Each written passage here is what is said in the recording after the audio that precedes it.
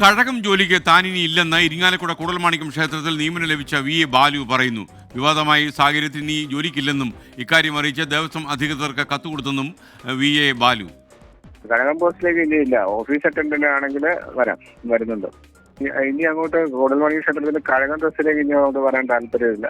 നിലവിൽ വർക്കിംഗ് അറേഞ്ച്മെന്റിന്റെ ഭാഗമായിട്ട് തന്നെ ഓഫീസ് അറ്റൻഡന്റ് ആണെങ്കിൽ തുടരാം, ജോലി തുടരാം.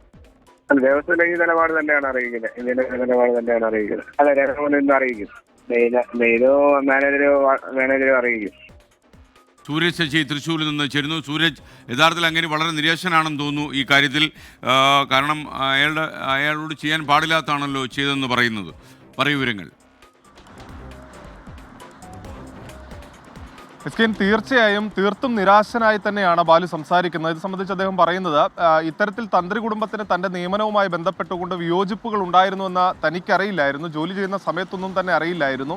തന്നെ മാറ്റിക്കൊണ്ടുള്ള ഒരു ഉത്തരവ് കയ്യിൽ ലഭിക്കുന്ന സമയത്താണ് ഇത്തരത്തിൽ ഈ തന്ത്രി കുടുംബത്തിന് പ്രതിഷേധമുണ്ടെന്നും അവർ വിട്ടുനിൽക്കുകയാണെന്നും അതേ തുടർന്നാണ് തന്നെ മാറ്റിയത് എന്ന കാര്യം താൻ അറിയുന്നതെന്നുമാണ് ബാലു പറയുന്നത്. ഇതോടുകൂടി തന്നെ വലിയ മനോവിഷമത്തിലേക്ക് കാര്യങ്ങൾ പോയി. തന്ത്രി കുടുംബത്തിന് ഒരു പ്രതിഷേധം അല്ലെങ്കിൽ അവർക്ക് ഇതിലൊരു നീരസമുള്ള സാഹചര്യത്തിൽ ഈ ജോലിയിൽ തുടരാൻ താല്പര്യമില്ല എന്നുള്ളതാണ് പറയുന്നത്. അതിൽ ദേവസ്വം ബോർഡ് ഇടപെട്ടുകൊണ്ട് ഇനി തന്നെ കഴകക്കാരനായി നിയമിച്ചാൽ പോലും ഇരിങ്ങാലക്കുടയിലേക്ക് താൻ വരില്ല എന്നുള്ളതാണ് ബാലു വ്യക്തമാക്കുന്നത്.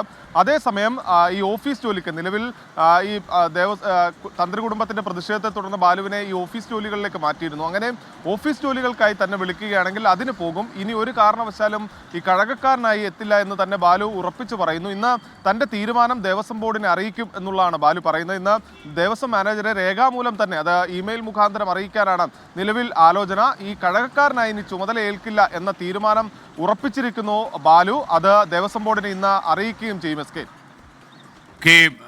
Thank you.